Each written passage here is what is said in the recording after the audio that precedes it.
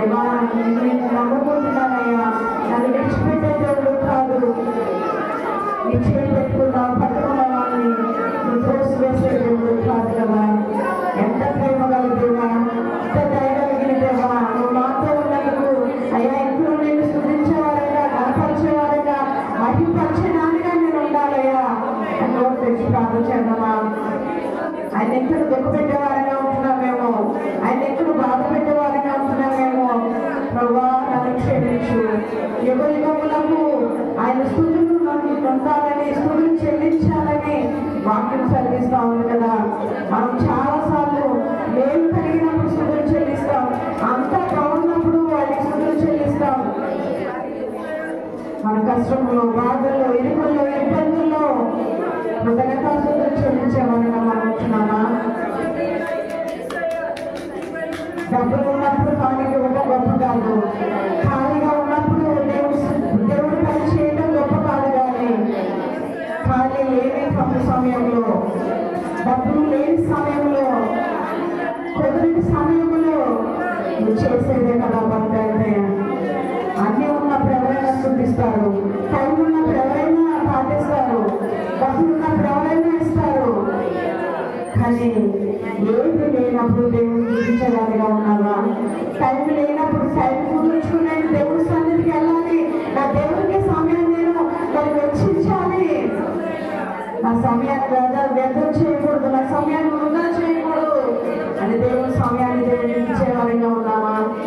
చాలా సార్లు నాకు ఆ పని ఉంది, నాకు ఈ పని ఉంది, నాకు కుదరట్లేదు అని మాట్లాడతారు. కానీ అయ్యో నాకు కుదరకపోయినా సరే నా దేవుడి పని నేను ఆపదు, నా దేవుడి పని నేను చేస్తాను అని ఆశ ఎంతమంది ఉంటా ఉంది.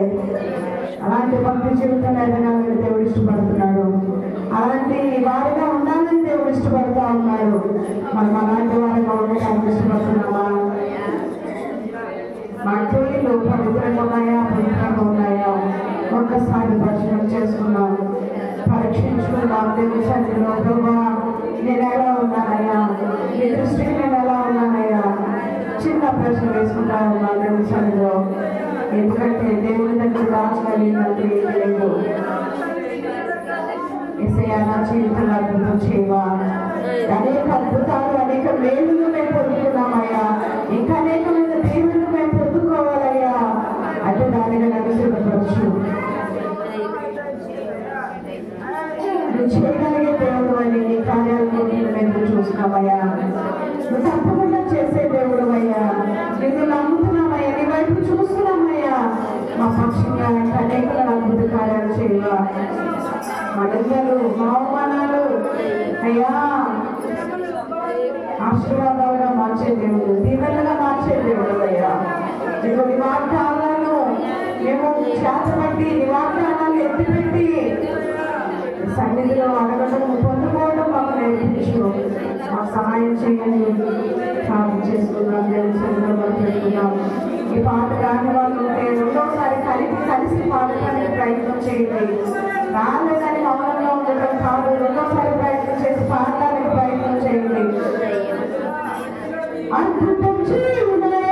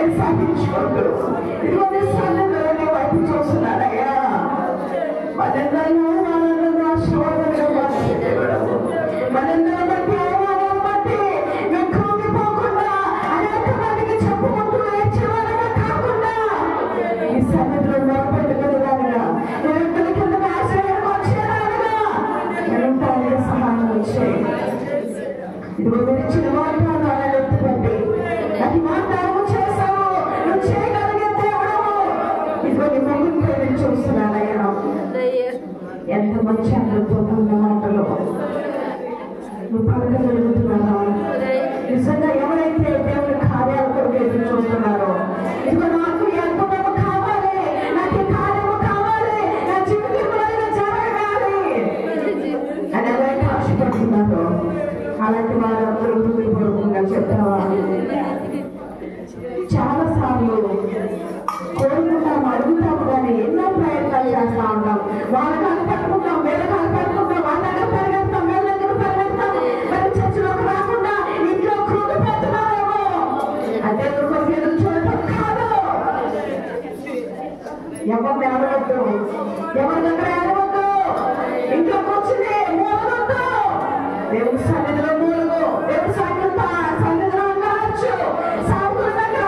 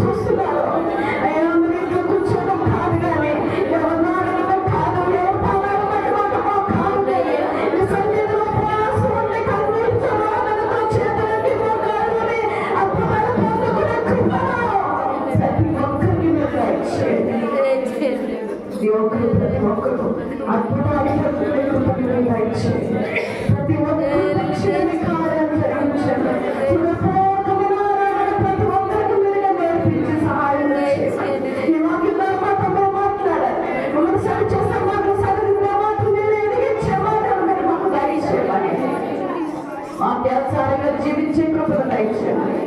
యేసు నామములో అడిగి వేడుకుంటున్నాను పరమ తండ్రి. ఆమేన్. అందరం కూర్చున్నామా?